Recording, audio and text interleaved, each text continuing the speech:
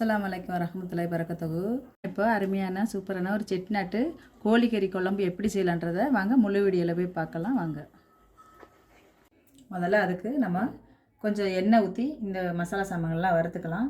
நான் என்ன வச்சுருக்கேன்னா ஒரு 2 ஏலக்காய், கல்பாசி கொஞ்சம் வச்சுருக்கேன், 2 ஏலக்காய், கல்பாசி கொஞ்சம், பட்டை சும்மா கொஞ்சமாக வச்சுருக்கேன், ஒரு 4 கிராம்பு, குண்டு மிளகா ஒரு 4 வச்சுருக்கேன். காரம் நம்ம வறுப்பு வந்து உங்களுக்கு வேணும் இன்னும் கூட அதிகமாக போட்டுக்கலாம். ஒரே ஒரு பிரிஞ்சி இலை வச்சுருக்கேன்.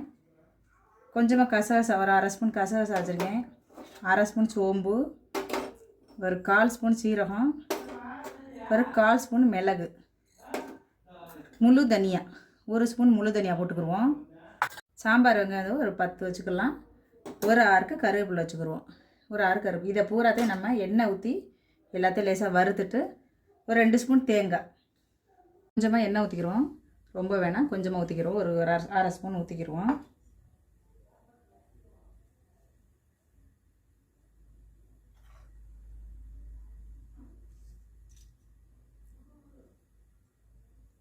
இப்போ இந்த கரம் மசாலாங்க எல்லாத்தையுமே, இந்த கரம் மசாலா, இந்த காஞ்ச மிளகாய் எல்லாத்தையும் நம்ம எண்ணெயில் போட்டுருவோம். எல்லாத்தையும் ஒன்றாவே வறுத்துக்கலாம், ஒன்றும் இல்லை. ஒரு 1/4 ஸ்பூன் மிளகு அதையும் போட்டுருவோம், 1/2 ஸ்பூன் சோம்பு அதையும் நம்ம போட்டுருவோம், 1 ஸ்பூன் முழு தனியா, 1 ஸ்பூன் தனியாக சேர்த்துக்கிடுவோம். ஏன்னா தனியாத்தூளும் நம்ம போட போகிறோம், அதனால் 1 ஸ்பூன் சேர்த்துக்கிடுவோம். ஒரு 1/2 ஸ்பூன் சீரகம் அதையும் நம்ம அதில் போட்டுருவோம். போட்டு எல்லாத்தையும் ஒன்றாவே வறுத்துருவோம்.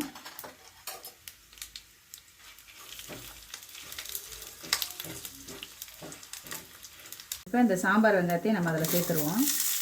ஒரு ஆறுக்கு கருவேப்பிலை இதையும் நம்ம அது கூட போட்டுக்கிடுவோம்.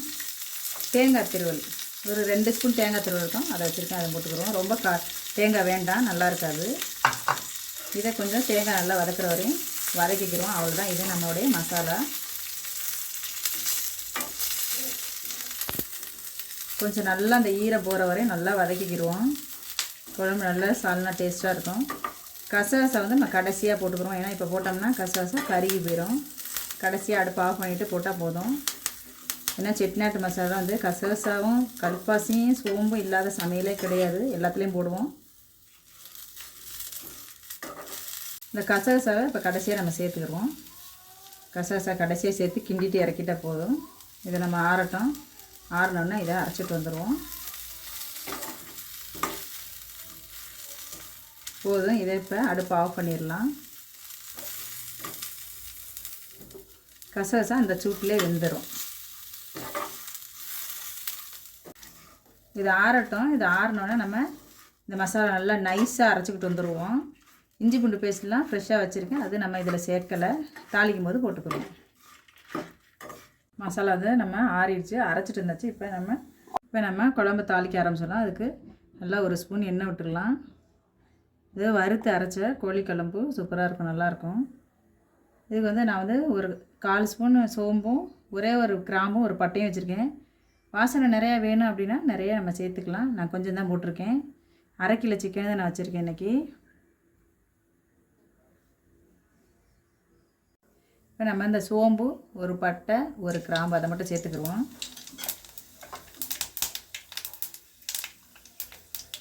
இது நான் ஒரு பெரிய வெங்காயம் ஒன்று வெட்டி வச்சுருக்கேன், அந்த வெங்காயத்தை அதை சேர்த்துருவோம்.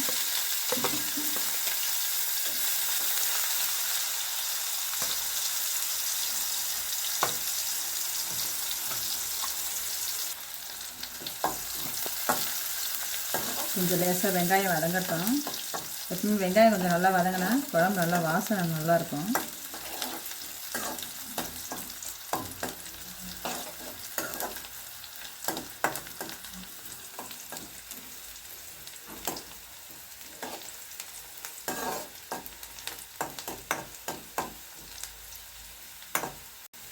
கோல்டன் கலர் ஆகிடுச்சு வெங்காயம். நல்லா இந்த மாதிரி வெங்காயம் நல்லா வதக்கிட்டோம்னா குழம்பு வந்து சீக்கிரம் வந்து கெட்டுப்போன வாசனை வராது, நம்ம நைட்டுக்கு வச்சுருந்தாலும். இப்போ நம்ம ஃப்ரெஷ்ஷாக அரைச்ச இஞ்சி பூண்டு பேஸ்ட்டு ஒரு 3/4 ஸ்பூன் சேர்த்துக்குருவோம். நல்லா ஏன்னா சிக்கன் கவுச்சியெல்லாம் சமைச்சோம்னா நல்லா நிறைய இஞ்சி பூண்டு போடலாம், நல்லாயிருக்கும்.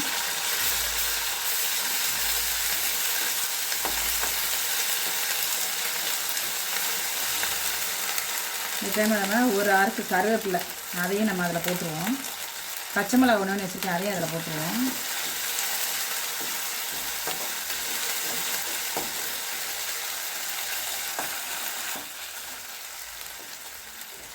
அதில் ஒரு 4 மிளகா போட்டிருக்கோம். நம்ம காரம் நிறைய வேணும்னா நிறைய போட்டுக்கலாம், நம்ம விருப்பம் தான். வெறும் மிளகாத்தூள் இது, அதை நம்ம அதில் போட்டுக்கிடுவோம். காரம் நிறைய சாப்பிட்றவங்கள இருந்தால் 1 ஸ்பூன் மிளகாத்தூள் கூட போட்டுக்கிறோங்க. நான் இன்றைக்கி 1/2 ஸ்பூன் மிளகாத்தூள் இருக்கேன், ஏன்னா அதில் 4 மிளகா அரைச்சிருக்கோம். இது கொஞ்சம் வதங்கினோன்னா தனியாத்தூள் ஒரு 1/2 ஸ்பூன் தனியாத்தூள் இருக்கும், வச்சு அதையும் போட்டுக்கிடுவோம்.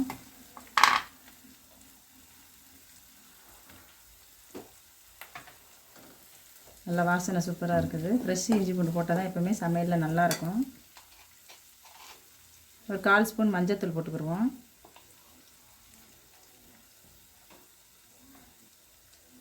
தக்காளி ஒரு 2 தக்காளி வெட்டி வச்சுருக்கேன், இந்த 2 தக்காளியும் நம்ம அதில் போட்டுருவோம்.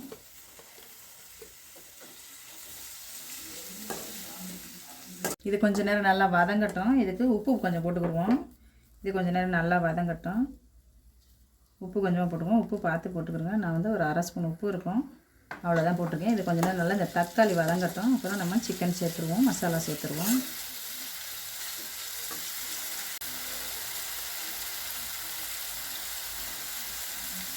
இப்போ கொஞ்சம் வதங்கிருச்சு. இப்போ இந்த டைமில் நம்ம ஒரு 1/2 கிலோ சிக்கன் நான் கழுவி வச்சுருக்கேன். அதை நம்ம சிக்கன் அதை கூட சேர்த்துக்குருவோம்.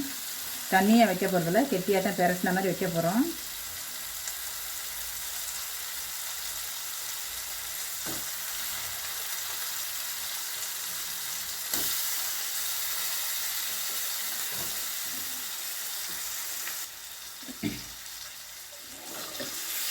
நல்லா பெரட்டி விட்டுக்குருவோம்.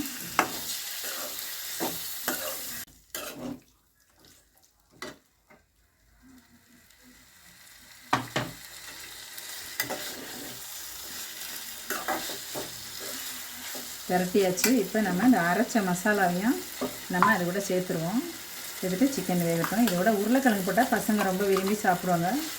நான் அதுக்காக ஒரு சின்ன சின்ன உருளைக்கிழங்கு 2 வெட்டி வச்சுருக்கேன். இந்த உருளைக்கிழங்கு அது கூட சேர்த்துலாம். குழந்தைங்களாம் இந்த கறி குழம்புல எப்போவுமே உருளைக்கிழங்கு போட்டால் அது ஒரு தனி டேஸ்ட்டு தான், நல்லாயிருக்கும். குழந்தைங்க ரொம்ப விரும்பி சாப்பிடுவாங்க. காரம் உங்களுக்கு இன்னும் நிறையா வேணும் அப்படின்னா இன்னும் கொஞ்சம் கூட போட்டுக்கலாம். செட்டிநாடு சிக்கன் கறி வந்து ரொம்பலாம் காரம்லாம் இருக்காது, மீடியமாக இருக்கும். அது நம்ம கொஞ்சம் காரமாக சாப்பிட்லன்னா இன்னும் கொஞ்சம் சேர்த்துக்கலாம்.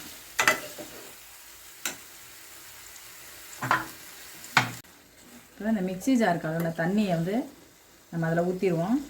தண்ணி எக்ஸ்ட்ரா வேணாம், தண்ணி எப்பவுமே சிக்கன்லேருந்து வரும்.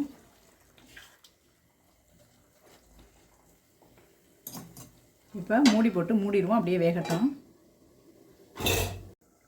1/4 மணி நேரம் ஆச்சு, ஒரு 10 நிமிஷம் இருக்கும். நான் இப்போ திறந்து பார்ப்போம், உருளைக்கிழங்கு வெந்துருச்சான்னு பார்ப்போம்.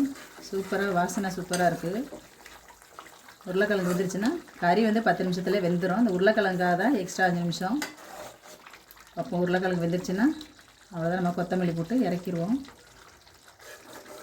அவ்வளோதான். இந்த டைமில் நம்ம கொஞ்சமாக கொத்தமல்லி தழை போட்டுக்கிடுவோம். அவ்வளோதான், நம்ம செட்டிநாட்டு கிரேவி ரெடி ஆயிடுச்சு. சூப்பராக வாசனை கமகமன்னு இருக்குது.